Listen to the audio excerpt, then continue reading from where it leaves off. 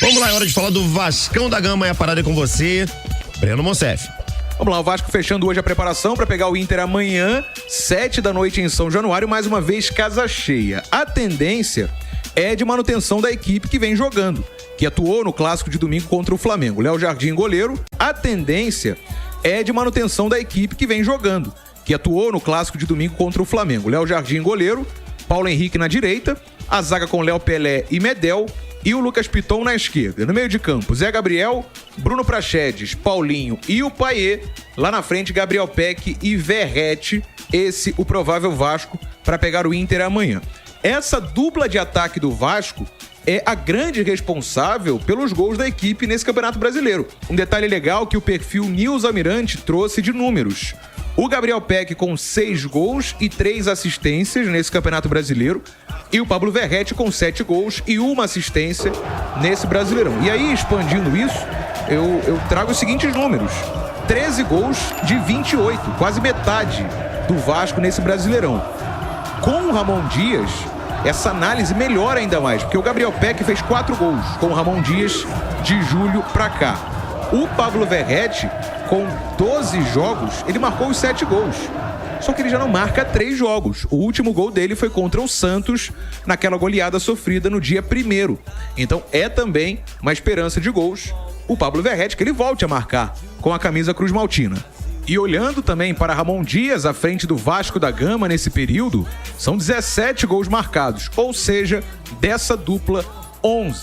Mais da metade. Praticamente 2/3. E agora, com a volta do meio-campo titular e essa nova formação que o Ramon Dias mais uma vez deve mandar a campo, é a grande esperança de gols, já que nos últimos 4 jogos o Vasco só marcou 2 vezes. Um contra o Santos, depois 0x0 com o São Paulo, aí venceu o Fortaleza por 1x0 e perdeu por 1x0 para o Flamengo. Essa projeção para amanhã, para o Vasco voltar a vencer e, é claro, sair do Z4. Lembrando que o Vasco hoje tem que secar o Goiás contra o Fluminense, basta o empate, e o Vasco vencendo amanhã, é claro.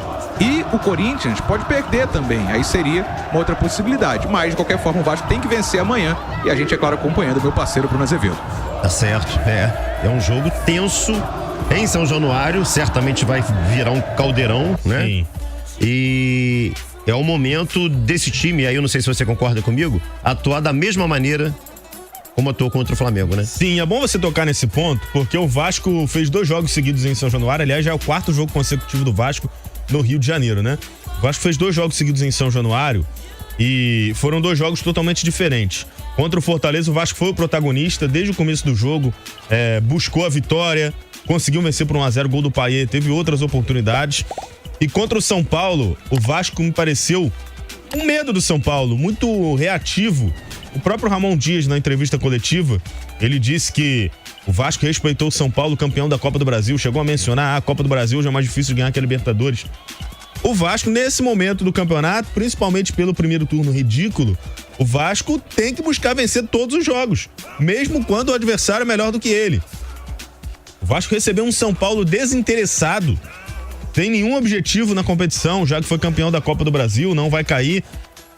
E empatou em 0x0, teve um pênalti contra, o Ramos Rodrigues perdeu um gol incrível. E assim, aquela atuação me decepcionou muito, porque o Ramon Dias, desde que chegou, ele pareceu um técnico ciente do tamanho do Vasco, para buscar o Vasco, buscar fazer com que o Vasco voltasse ao seu devido lugar de protagonista nas partidas. E o Vasco tinha feito isso nos outros jogos. Mas contra o São Paulo isso me preocupou muito. Aí vem o jogo contra o Fortaleza, o Vasco é protagonista, vence por 1x0, e vem esse jogo contra o Flamengo, que o Vasco, embora não tenha sido protagonista do jogo, construiu o suficiente para marcar e acabou não marcando, né? Parou no Rossi, que fez um grande jogo, o goleiro do Flamengo. Então eu entendo que se o Vasco repetir o desempenho das 2 últimas partidas, o Vasco tende a ser o protagonista do jogo. E sendo o protagonista do jogo, o Vasco tem mais chances de vencer. O Inter ainda tem só 35 pontos.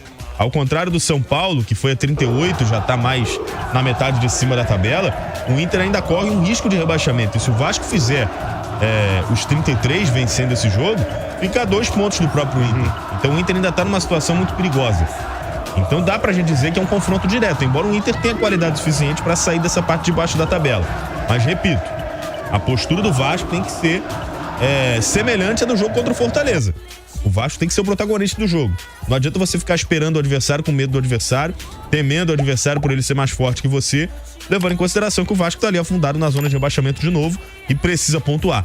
A culpa não é dos caras que estão agora, mas são esses caras que estão agora que têm essa responsabilidade de retomar esse protagonismo no campeonato. Agora, você acha que esse time do Vasco, ele tá sólido, inclusive falando pelo lado psicológico, pra continuar nessa caminhada, Vitor? Tá sim, o Vasco se sente muita vontade em São Januário, o torcedor entendeu o momento, compreendeu, aliás, o torcedor mais compreensivo do Brasil, né? Porque o que ele tem sofrido nos últimos anos, ainda assim tá lá lotando o estádio, tá sempre presente, sempre incentivando, entendendo o jogo, e o Vasco se sente muita vontade lá. E o Vasco hoje tem peças fundamentais, o Verratti muito bom no jogo aéreo, o Paulinho um ótimo construtor, o Payet tá se soltando, tá jogando cada vez melhor, tem uma linha defensiva hoje sólida, dá pra dizer isso, né? O Vasco tinha um problema sério de linha defensiva no primeiro turno. Hoje o Vasco sofre poucos gols, exceção feita aquele jogo contra o Santos, que foi um jogo muito fora da curva.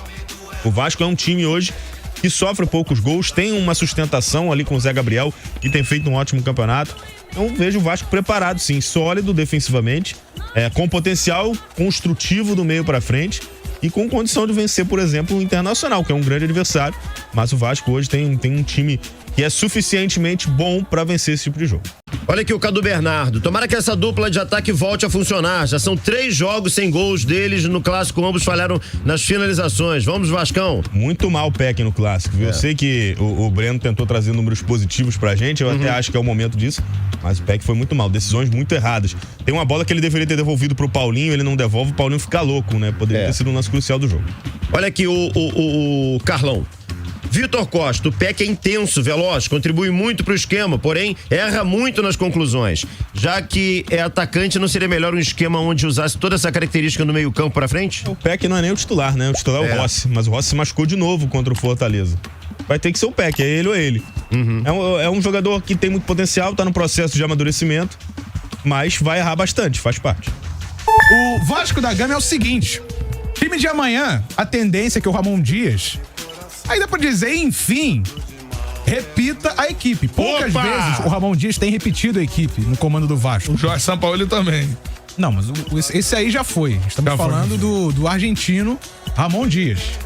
O Ramon Dias, Vasco no va a bajar. Foi o que ele falou. Léo Jardim, goleiro. Paulo Henrique mantido na direita. Léo Pelé e Medel e o Piton na esquerda. No meio de campo, Zé Gabriel, Praxedes, Paulinho e Payet. Lá na frente, lá na frente, PEC e Verratti. É o provável Vasco para amanhã pegar o Internacional. O Vasco fechou agora à tarde a preparação para esse jogo. Isso é importante porque, como eu falei, o Ramon Dias pouco tem feito isso. Ora, porque ele, no início, estava buscando ainda uma formação.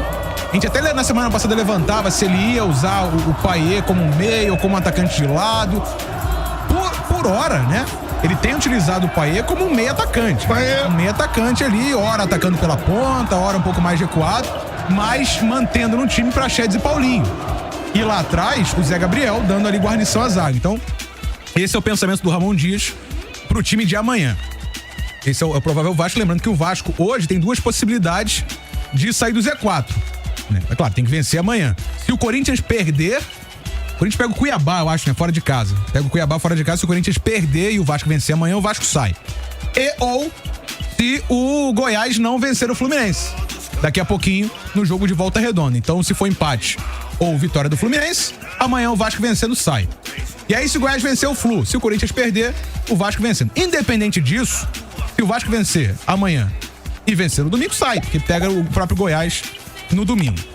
Eu falei no destaque sobre o Rossi, cara. O Rossi preocupa, né? Outra informação do dia, porque o Rossi, ele teve uma lesão na coxa antes do jogo contra o Santos, naquela goleada no início do mês.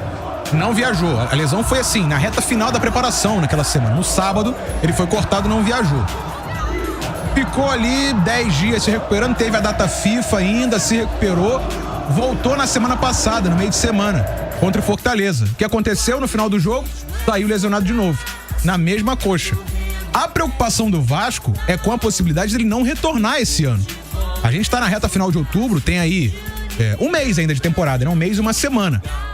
Se a lesão de fato for grau 2 ou grau 3, é difícil falar, grau 3. Grau 3.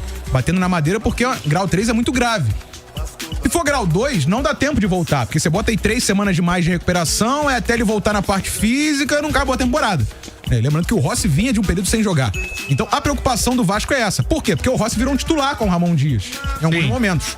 Então o Vasco ainda com cuidado, porque foi um jogador que chegou importante, ganhou espaço com o Ramon, mas tem essa possibilidade por conta de uma lesão média nesse momento. Eu falei, teria mais 3 semanas de recuperação e aí já teria acabado a temporada. Vamos seguir acompanhando, é claro, para amanhã, o Rossi de fora. Esse é o provável Vasco para pegar o Internacional em São Janu, mais uma vez com casa cheia, meu parceiro. O Caldeirão. Estádio Vasco da Gama. São Januário. Tem gente que não sabe disso. Que o nome do estádio é Estádio Vasco da Gama. E o bairro? Vasco da Gama. Lei e a barreira é do Vasco. A barreira do Vasco pertence ao bairro Vasco da Gama, lei do vereador Áureo Ameno. Um gênio do rádio, tá? Espetáculo. Beija aqui o escudinho. Isso. Ô, Gabriel Farias, o Vasco não cai.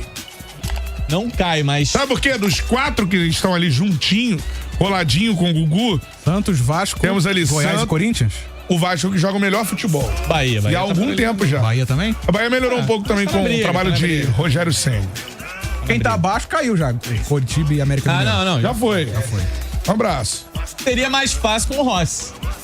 Entrou muito bem na equipe. 5 jogos, 5 vitórias com o Rossi. 5 jogos, 5 vitórias. Ele fez 1 gol e 3 assistências. E aí, infelizmente, lembrando os últimos resultados, Corinthians empatou com o América Mineiro em casa. Tá mal o Corinthians. E o Santos tomou um 7-1 do adversário no Vasco de amanhã. Sabe aquela história, troca de técnico pra dar uma oxigenada? No Corinthians não deu. O Mano Menezes não conseguiu ainda volta a luz de resultados de volta a luz. Para com isso. Então assim, o Vasco ele joga bem hoje. Não tava correndo esse risco não. Olhando pro desempenho, eu acho que o Vasco até joga bem. É claro que tá pressionado por conta do primeiro turno ruim. Uma pena o Rossi ficar de fora. Não era a favor, admito, não era a favor. O Rossi é o torcedor do Vasco dentro de campo. Mas assim, mais do que o torcedor, né? Ele vinha sendo importante com passes, com jogadas importantes. Entortou o Marcelo. Entortou o Marcelo. Faz muita falta. O Gabriel Peck é um jogador interessante, mas que não tem, de repente, o poder de definição que o Rossi apresentou nesses jogos. Paciência, não tenho o que lamentar. É seguir a trajetória, de preferência vencendo o Internacional amanhã. Se o Vasco vence o Inter, ele mantém também o Inter no bolo. Eu não acho que o Inter vá cair. Mas, como diz o Pofechou, quanto mais gente ali na confusão, melhor, né? E já tivemos grandes times que caíram. Aqueles Grêmio, Cruzeiro. Mas também por aí vai o Palmeiras, o primeiro rebaixamento do Palmeiras, o Palmeiras tinha um timaço. Mas também times que não caíram. E nunca caíram. Santos, por exemplo, tá perigando aí. São Paulo Futebol Clube. São Paulo já foi. Calma.